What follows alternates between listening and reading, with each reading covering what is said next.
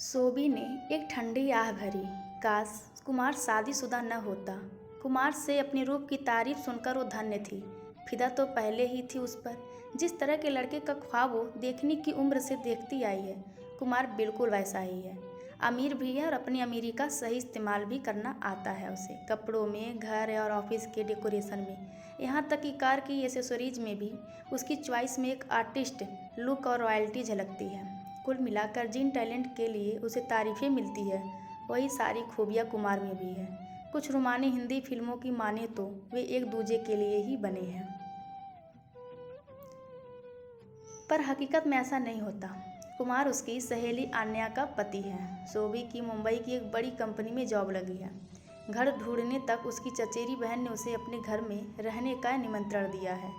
उसका ऑफिस कुमार के ऑफिस की ही तरफ है। उसे कुमार की कार में ऑफिस तक लिफ्ट भी मिल जाती है। रास्ते में एक दिन दिल की बात उसकी जुबां पर आ ही गई। आन्या जैसी सीधी सरल और सादगी पसंद लड़की तुम्हें कैसे पसंद आई? तुम्हारी लाइफ स्टाइल और पसंद तो बिल्कुल मेल नहीं खाती। आन्या मेरी माँ की पसंद है। अरेंज मैरिज है हमारी, तुम्हें तो पता ही होगा। मतलब तुमने अपनी माँ के कहने पर आन्या से बिना मर्जी के शादी की? अरे नहीं, ऐसी कोई बात नहीं। मेरी अपनी कोई मर्जी थी ही नहीं, तो माँ की मर्जी से शादी कर ली। साधारण ढंग से पूछे गए साधारण से उत्तरों से सोबी का हौसला बढ़ गया। और शादी के बाद जैसा टीवी धारावाहिकों में होता है, प्यार होते होते हो ही हो गया। कुमार का मन टटोलने के लिए उसने हंसकर पूछा, काइंड ऑफ? कुमार भी हंस दिया। धीरे धीरे सोबी का कपड़ों और मेकअप का चुनाव ग्लैमरस होता गया और कुमार से मिलने वाली लिफ्ट भी बढ़ती गई। आन्या एक डॉक्यूमेंट फिल्म मेकर थी। अपनी एक फिल्म की शूटिंग के सिलसिले में वो दोनों दिनों के लिए शहर से बाहर गईं और उन्हीं दिनों बरसात से मुलाकात हुई। उसके ऑफिस में एक पार्टी थी। तैयार होने का इससे अच्छा बहाना और क्या हो सकता था। ड्राइंग रूम में आई तो कुमार उसे एकटक देखता ही रह गया। पेंसिल हिल की सैंडल, गहरे गले रंग का साइड कट वाला फिश कट गेट गाउन और उसमें झांकती तराशी हुई गोरी टांगे, आउटफिट से लेकर मेकअप तक सब कुछ क्लासी, और उस पर सोभी की गजब ढाने वाली खूबसूरती आउटस्टैंडिंग ऑफ हार्ट और गार्जियस दोनों दिख रही है। कुमार की तारीफ से एक पल को सोभी का मन बल्लियों उछला, पर उसके अगले ही वाक्य से धड़ाम गिर पड़ा। कभी आन्या को भी अपना मेकअप का हुनर सिखाइए, सामान आप जो कहेंगी मैं खरीद कर ला दूंगा। कहकर वो वापस टीवी पर मैच देखने में बिजी हो गया। श्योर, बेमन से सोबी के मुंह से बस इतना ही निकला। सोचा था कि कुमार करीब आना चाहेगा तो थोड़ा खिंचाएगी, पार्टी को देर हो रही है, बारिश में कैब नहीं मिल रही है, कहकर उसे पार्टी में छोड़ने के लिए कहेगी। पर वो ऑफ मोड के साथ कैब बुक करने लगी, पर बारिश में सारी कैब वाकई कैंसिल कर रही थी। इतने में बॉस का फ़ोन आया। सोबी को उम्मीद नहीं थी कि बॉस कैब न मिलने की बात सुनकर उसके लिए टैक्सी भेज देंगे। पार्टी में पहुंची तो सबके साथ बॉस ने भी तारीफों के पुल बांध दिए। उनकी तारीफ और लालच भरी निगाहें सोबी में नया आत्मविश्वास जगाने लगी। समय और जगह देखो करीब आए ही थे कि उनकी पत्नी का फ़ोन आ गया। सॉरी गाइज, वाइफ का फ़ोन आया है, बेटी की तबीयत खराब है, मुझे जाना होगा, प्लीज़ कैरी ऑन, उन्होंने पब्लिक में आकर कहा और उसकी ओर एक बेचारी सी नज़र फेंकते हुए चले गए। दूसरे दिन कैंटीन में अकेली थी कि संभव ने उसे ज्वाइन कर लिया। उसकी ही पोस्ट पर काम करने वाला संभव बला का स्मार्ट था। उसकी पसंद और लाइफ स्टाइल भी कुमार की तरह क्लासी थी। सोबी का दिल तो अभी भी उसे याद दिलाने से नहीं चुकता कि पहली बार संभव को देखते ही उसे लगा था कि ऐसा ही मुंडा ताड़ने और वो उसकी सहेलियाँ पार्टियों में जाया करती थी। ऐसी ही पर्सनालिटी के ख्वाब वो देखा करती थी। जिम में तरासा शरीर, क्लीन शेव, फेस में गोरे रंग का ग्लो और माथे को कवर करते घने बाल। अगर हीरो के लिए ऑडिशन दो तो एक बार में ही सेलेक्ट हो जाता। साथ काम करते करते न चाहते हुए भी सांभा की ओर आकर्षित होती गई थी, पर वो अपने दिल को उसकी ओर झुकने से कोशिश करके रोकती रहती थी। वो जानती थी कि अपनी पसंद की लाइफ स्टाइल जीने के लिए सांभव की सारी कमाई खुद पर खर्च हो जाती है। वो उसके नखरे क्या उठाएगा। बचपन से उसे बताया गया था कि वो बला की खूबसूरत है। हर फंक्शन में, स्कूल कॉलेज में उसके रूप पर मिले कॉम्प्लीमेंट से उसका यकीन पक्का करते गए थे कि एक दिन कोई न कोई प्रिंस जॉर्ज चार्मिंग उसके रूप में फिदा होगा ही। पढ़ने लिखने में उसकी दिलचस्पी कभी नहीं रही। वो बचपन से ऐसे लड़के का ख्वाब देखती आई थी जो अपनी दौलत उस पर दोनों हाथों से लुटाकर खुद को धन्य समझेगा। मेरे पास तुम्हारे लिए एक ऑफ़र है। मेरी चाची की डेथ 10 साल पहले हो चुकी है। अब अपनी जिम्मेदारियां पूरी करने के बाद मेरे चाचा शंख अपने लिए लड़की देख रहे हैं। कल उनके यहाँ एक पूजा है। मैं तुमको उनसे ऐसे मिलवाऊंगा कि तुम्हारा उन्हें पसंद आना तय है और तुम उनकी दौलत की थाह ले लेना।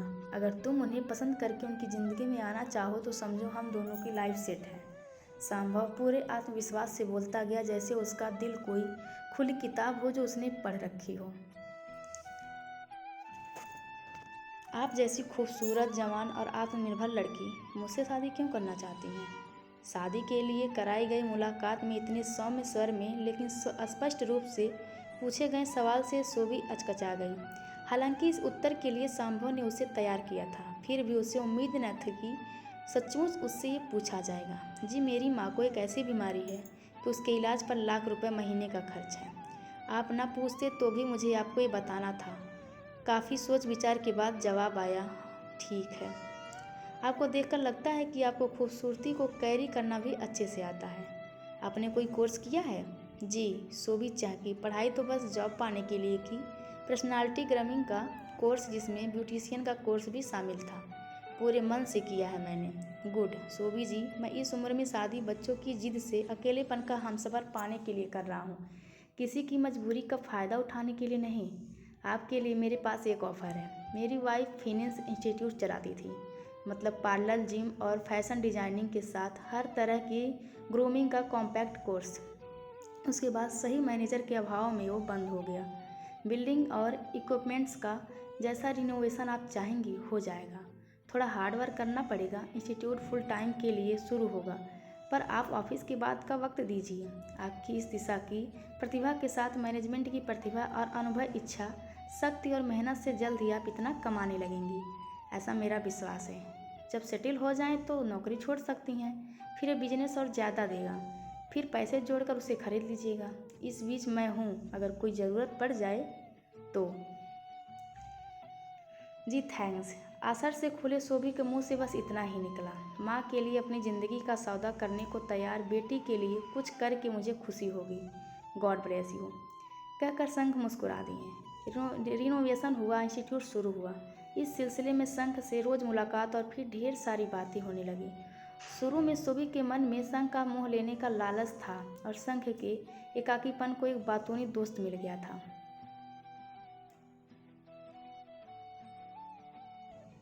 एक और अपनी पसंद और हुनर का काम, उससे मिलने वाली उपलब्धियों की खुशी, सम्मान और आत्मविश्वास, और दूसरी ओर शंख जैसे निश्चल और सात्विक दोस्त का साथ।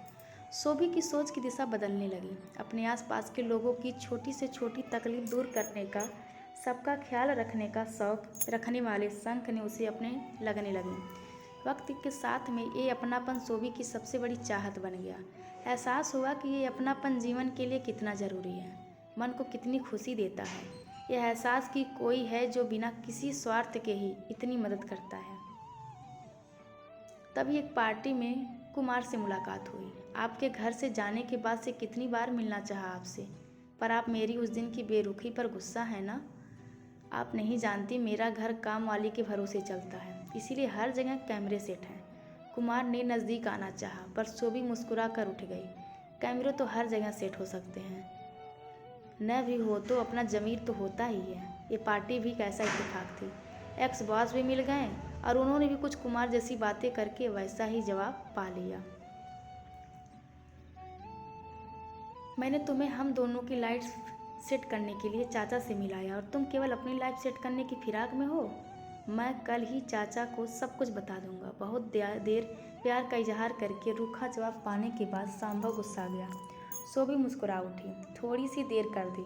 मैं उन्हें सब बता चुकी हूँ जिनसे मैंने प्यार का मतलब जाना। अपने प्यार का इजहार करने के लिए उनके जैसा सच्चा बनना ज़रूरी समझा मैंने। हालांकि मैंने भी देर कर दी। उन्होंने अपनी हम उम्र जीवन संगनी ढूंढ ली है।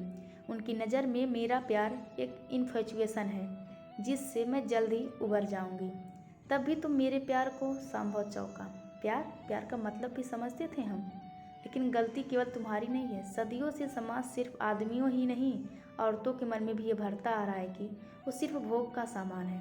वो जितनी सुंदर है उतनी अधिक कीमती ज़िंदगी की अधिकारी हो जाएगी। इसीलिए मैं खुद को बेचकर तुम लोगों को भोगने का सपना देखती रही और तुम लोग मुझे खरीद कर, लेकिन शंख नाम के पारस ने मुझे खरा सोना बना दिया है, जो अब सिर्फ खरे प्रेम की कीमत पर ही बिकेगा। यह कहानी आप सभी को कैसी लगी कृपया कमेंट करके ज़रूर बताएं और चैनल को लाइक शेयर और सब्सक्राइब करना ना भूलें। धन्यवाद आप सबका।